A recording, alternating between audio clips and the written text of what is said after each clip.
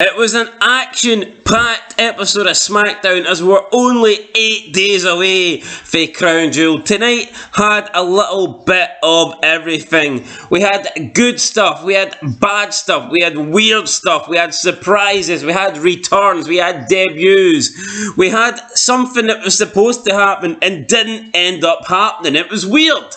But was it a bad show? Was it a good show? That's what we're going to find out. But speaking of good, we kick off with the Bloodline. And I have said in the past, I've had my issues with the Bloodline, but more so the fact that they've held the belts hostage. I don't mind the Bloodline. In fact, I enjoy the Bloodline. For me, the Bloodline's one of the best things going in wrestling today, hands down. My issue with Roman Reigns is the fact that he holds the belts, both of them, and he's done it for over 2 years now, and he's just holding it hostage, and I think it is overall killing the show. But there's no doubt that these Bloodline segments are great. They're entertaining, especially Sami Zayn. The guy is a fucking gem. I cannot believe how much this guy has come on and how much his character has evolved.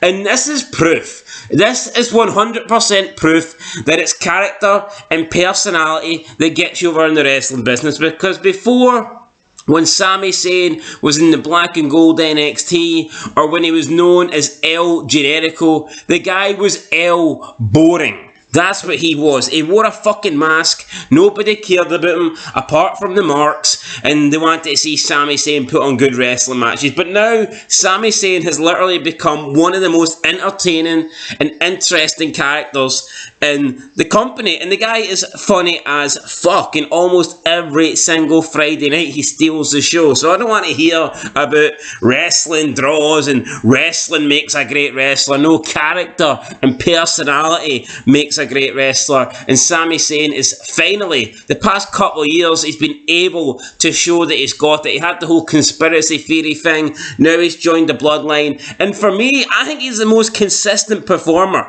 Over the past 2-3 years, I think Sami Zayn has been the best thing in WWE. Overall, I would say Sami Zayn has been the MVP. Forget about Roman Reigns, forget about Brock Lesnar, forget about Edge. I'm trying to think of anybody you could put in that argument. For me, it's Sami Zayn. I think Sami Zayn's great. Anyway, we kick off Sami Zayn Solo Sikoa versus Ridge Holland and Butch.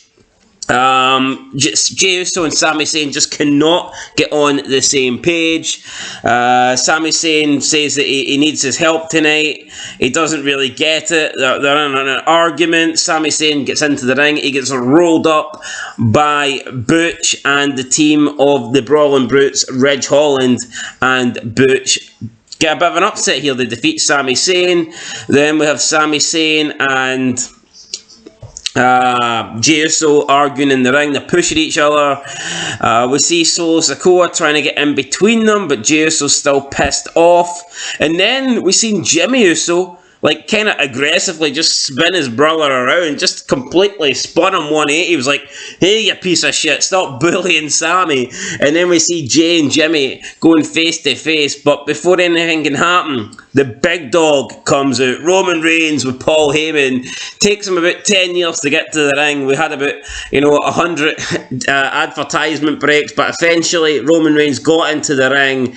He addressed the WWE Universe, told them to acknowledge him. He does it every single time, so I don't know why we're surprised when he done it tonight. He says that if people are going to act like children, then he's going to treat them like children, and he pretty much demands that Sami Zayn and Jey Uso sort out their differences right here, right now. And when Roman Reigns was coming out, Cole said on commentary, the kids are in trouble. Daddy's here. What the fuck is this? Some sort of daddy kink? Why is Michael Cole calling Roman Reigns daddy? What the fuck is this, man? Seriously. It was weird. It was very weird.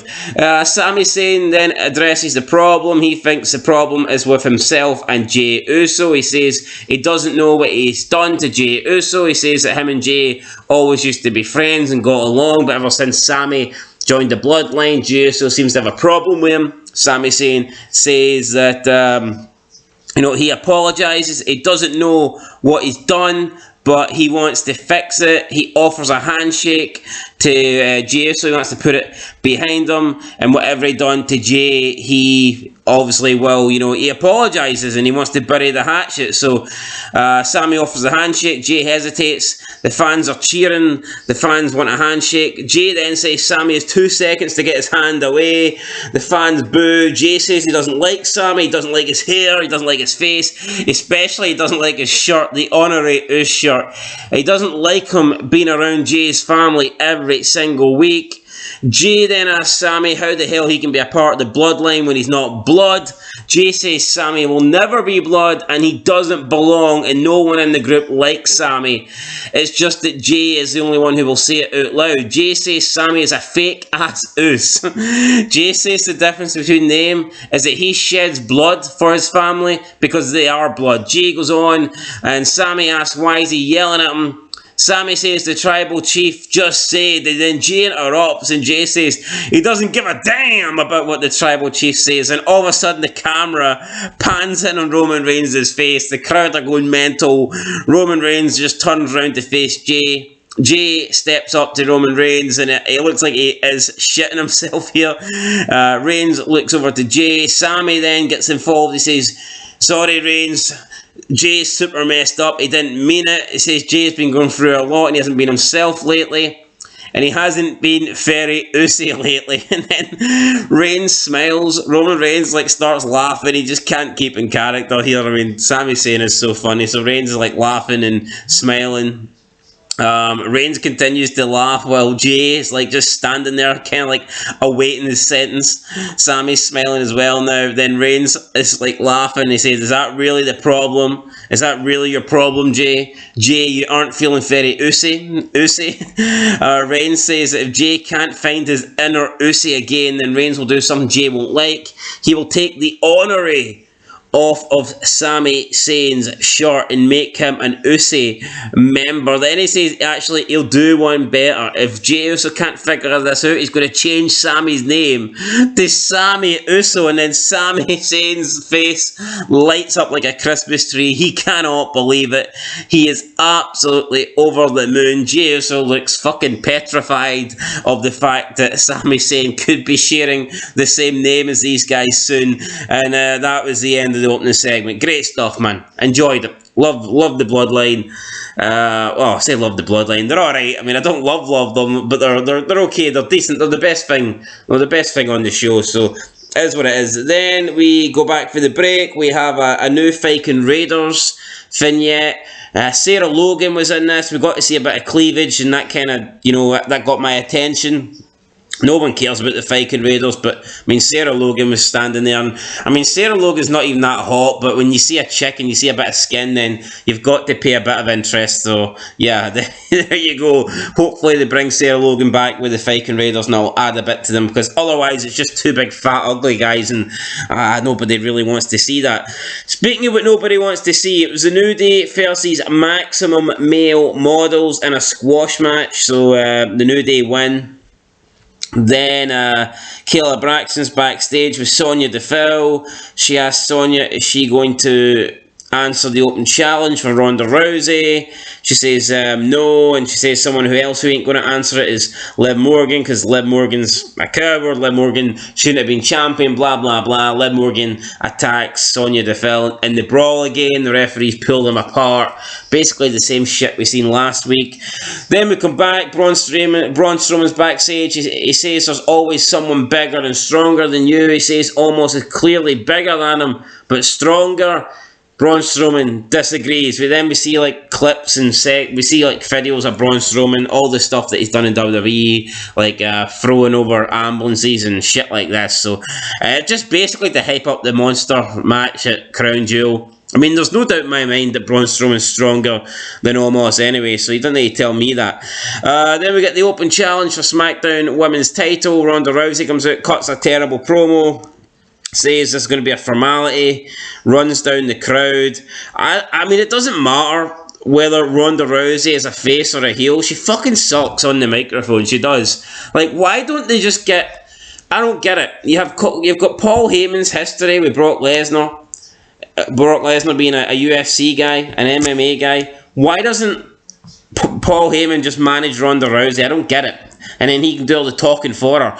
If not Paul Heyman, then someone else. Anybody. Somebody. There must be somebody out there that could manage Ronda Rousey, but nah, don't. Instead we get Ronda Rousey doing shit promos every week. Speaking of shit, who answered the open challenge? It was Emma. You might be thinking, who the fuck is Emma? Former WWE superstar. I use that word loosely. She's certainly not a superstar, but she used to be in NXT. She was on the main roster for a bit. I mean, Triple H has brought her back. Nobody cares about her seriously. This return was absolutely dead.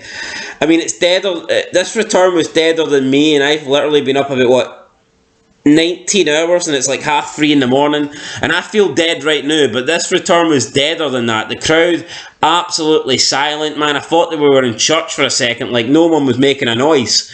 It's almost like the people in attendance had no idea who Emma was, and if they didn't, I couldn't blame them. The match was really sloppy. It was a weird match. I mean, Ronda Rousey has pretty much been decimating everybody, been just like steamrolling through everybody, yet in this match she went 50-50. She actually had to cheat to beat Emma, which I thought was weird. Had to rake the eyes in order to gain the advantage so she could win the match.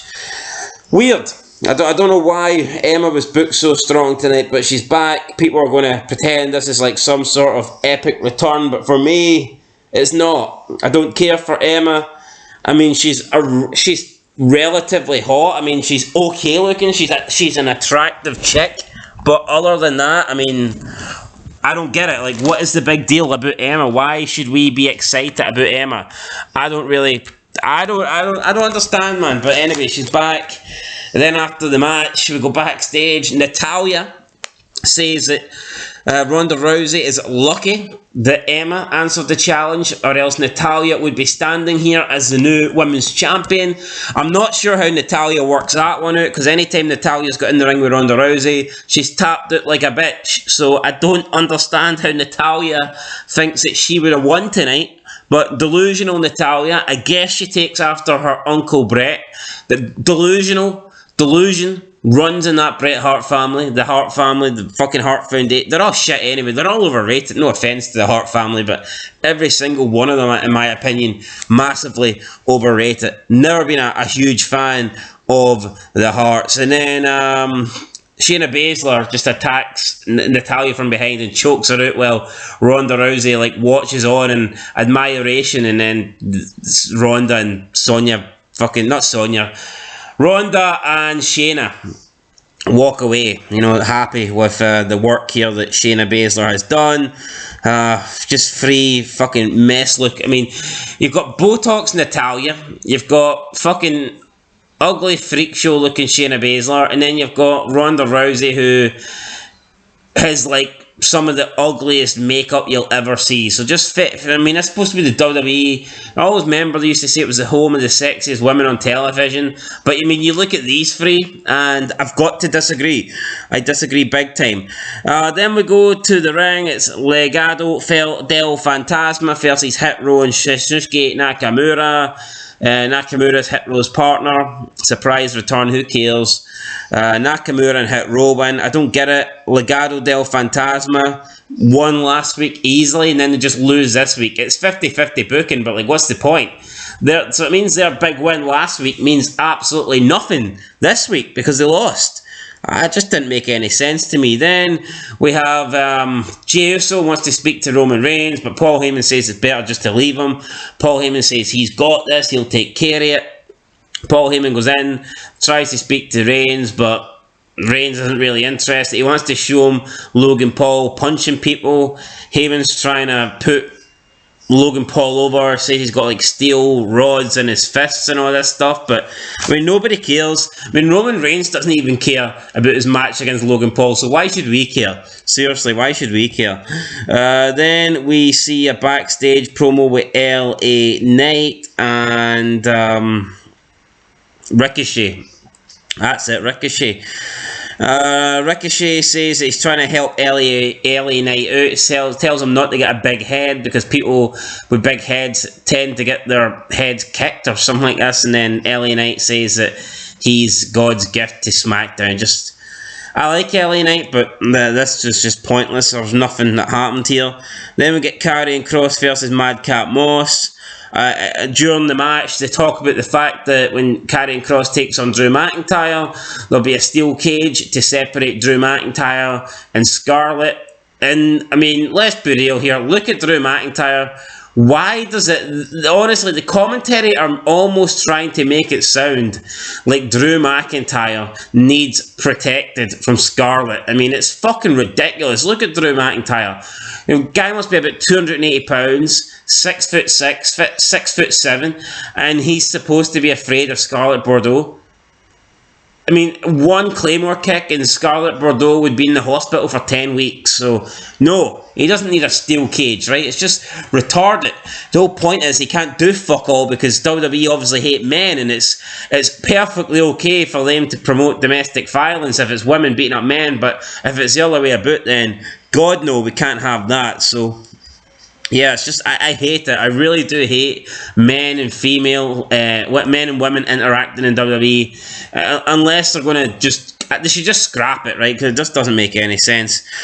Then we finish, by the way, Karrion Kross beat Madcap Moss, man. For anybody cares, I certainly didn't.